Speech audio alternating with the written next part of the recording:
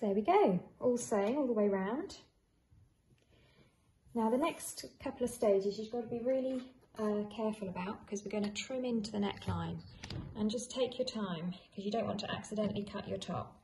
And what we're going to do is we're going to do something called grading the neckline, and this means that when this is turned through, you won't have a big lump there. So we're going to start off by trimming the interfaced section, so just the one layer, just the interfacing, and we're going to trim that down so that we're left with about 3 or 4 millimeters of fabric. There you go. If I trim that bit off there, can you see? So I'm trimming away all that seam allowance till I've got about 3 or 4 millimeters left all the way around. Okay, so I've trimmed that all the way around. Now, second time, I'm going to trim the fabric, and I'm going to trim this to about 5 millimeters. So what you'll end up with is it looking like that. And this is called grading the seam allowances, and it just helps to give you a slightly smoother finish on your neckline edge. And it really is worth, with these stages, putting in this little bit of extra effort and extra time, even though we all can't wait to have our dresses finished and put them on and see what they look like. It's always worth, especially with something like the neckline, where it's really bang on the front of your dress when you're wearing it. All these little extra stages will just give it that little extra bit of finesse for the finished garment. Just be careful, because you don't accidentally cut a hole in the front of your dress. Make sure that you're only trimming at the seam allowance, and everything else isn't getting caught up underneath. There we are, and that's my neckline graded. The next thing we're going to do, one last stage before we head back to the sewing machine, is we're just going to carefully snip at about every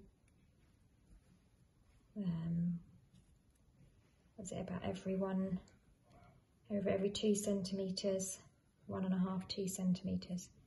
I don't want to cut through my stitches, and I don't want to cut into my dress. I'm just going to go sort of towards the stitches, and I'm just trimming, because we've got a curve here. If you tried to turn this through to the right side now, what would happen is it would just wrinkle, because we've got a curve. And by trimming into that curve, when we turn this through, you will have a nice smooth curve.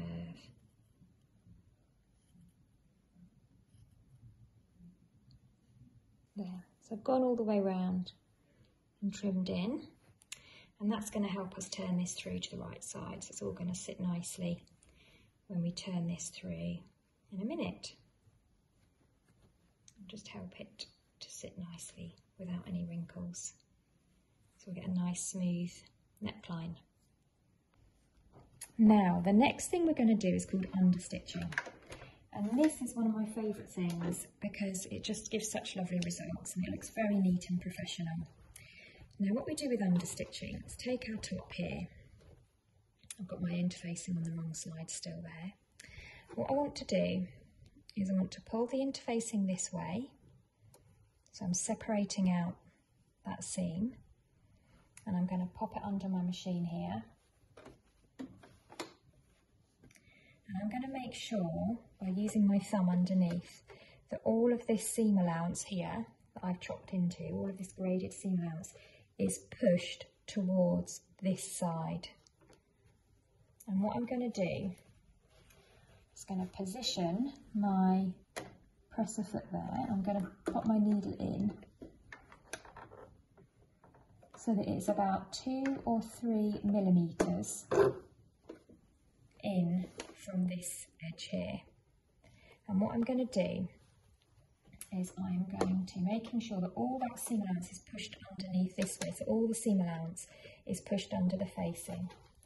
And I'm going to come round and I'm going to sew a line about 2 millimetres in from here, or 3 millimetres in from here, all the way round the inside of the neckline edge. So I'm sewing onto the facing, and in sewing I'm attaching the seam allowance to the facing.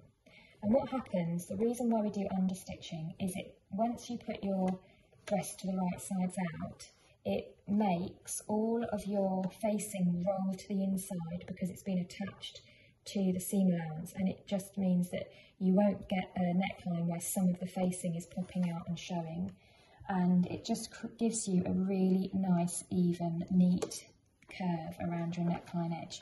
And you don't, once you press it, you'll see it just wants to sit nicely once you've done your understitching. So, and I'm just going to do this really nice and slow. I'm just going to keep my eye here to make sure that I am just sewing a couple of millimetres in from this seam. And I'm going to keep my thumb under here and make sure that I'm pushing all of this in here.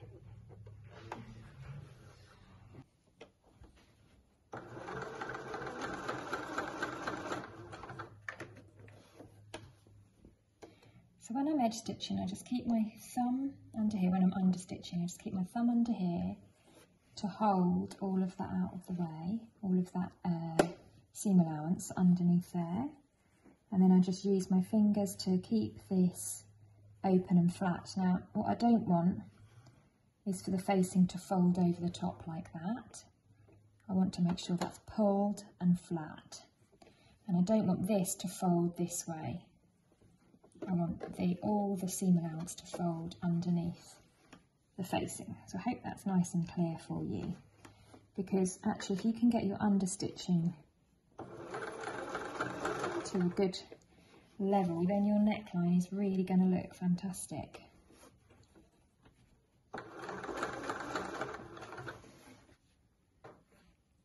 When you're coming around curves, you'll see the curve here, and this will want to pleat a little bit. Just let it, as long as where you're sewing is nice and flat, that's fine.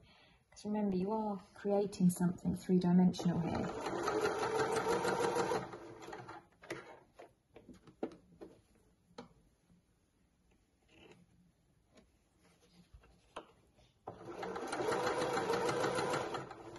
Make sure you've got good lighting for doing this, because you just want to make sure as well that your stitching always remains on the facing side and you don't stray off onto the top. Nearly coming back to the beginning again now.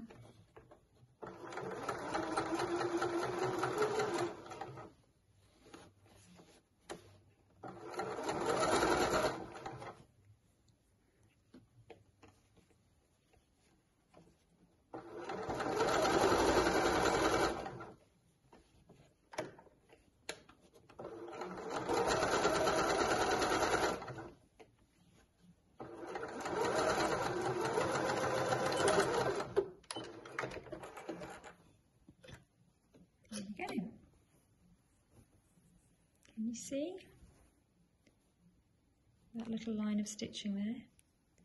So now when I take this back over to press it, and you'll notice this too with yours if you've understitched it, the facing automatically will want to move my sewing machine back. The facing will automatically just want to fold on to the inside. I've got the sun streaming in through the side window now. So I'm going to go and give that, let's bring that up there so you can see it.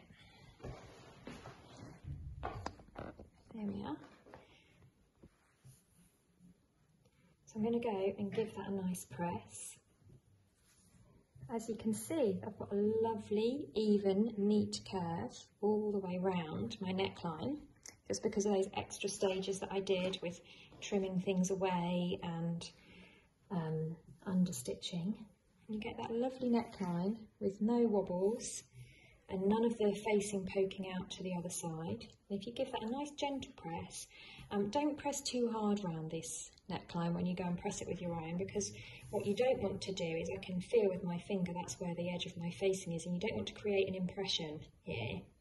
So if you want to, what you could do is you could just pop something underneath there, like a tea towel, and then press it.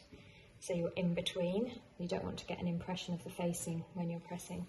But that's your neckline complete. Now with your neckline facing, one thing that you don't want to happen is for it to keep folding back out. And there's a way that we can help to stop that from happening. And what we will do is we're going to stitch in the ditch along this shoulder seam here. And we're going to stitch through and attach the neckline facing to the top. And those stitches are just going to be hidden because you're going to kind of pitchy them into that little seam there. So they're going to sink into that seam, so they're not going to be visible. It's called stitching in the ditch. So you kind of put it under the machine and the needle of the machine goes right in there and stitches and attaches the facing. So that once that facing is attached to your shoulder, it's going to be fixed and it won't be able to pop out quite so much. You still might find that it pops out a little bit at the centre front or the centre back when you put your dress on, but you can always fold that back in. But at least if it's secured at the shoulders, it will stay in place. And if that kind of scares you, the idea of stitching on the outside like that and, you know, doing some pretty accurate stitching to stitch in the ditch, then what you could do instead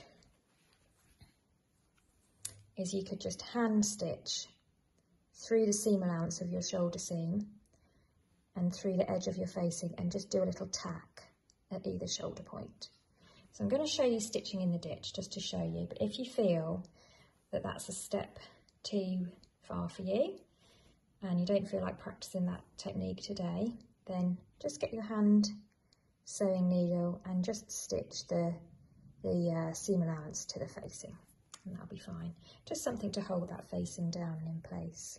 Put a pin there to hold that together. I'm going to pop that under my machine, and just to start myself off, I'm going to hand wind my needle in, and I'm right on that seam line, so I know that I'm stitching in the ditch. I know that those stitches are not going to be visible.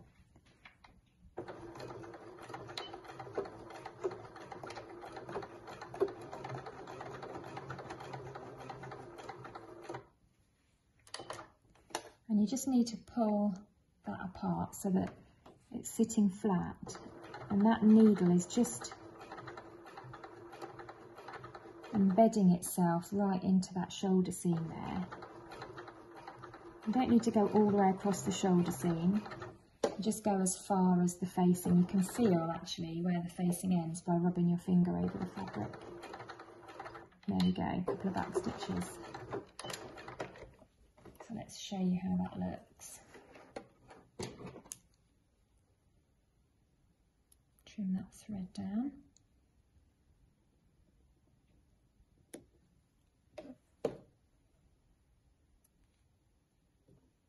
And it's quite a satisfying thing actually.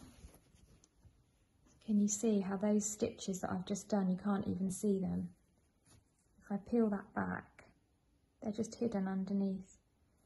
I've just stitched into the seam line there, and it's attached to the facing. So that facing is now attached to the shoulder seam, so it can't really roll out. And I'll just repeat that same process on the other side. So after that rather tricky process, or sort of more advanced process of putting in our neckline facing, we're now going to move on to something a little easier, which is our side seams. So just turn this to the wrong side, and we're going to match up the side seams here, and we're just going to pin them and sew them with a 1.5 centimetre seam allowance. And then I'm going to overlock them together and press them towards the back. Or you can zigzag them if you want to on your sewing machine. So these should just match up nice and easily.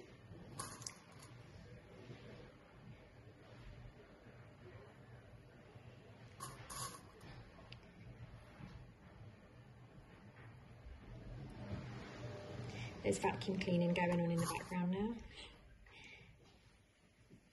There we are, so I've just pinned that together and I'm just going to sew that together, and I'm going to do exactly the same on the other side. 1.5 centimetre seam allowance as always. Make sure that the darts press down towards the hem, towards the waist. It's all nice and flat.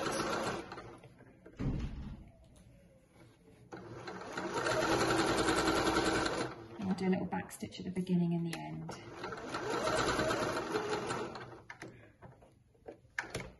Make sure those raw edges are lining up. That one's just come off a little bit. There we go.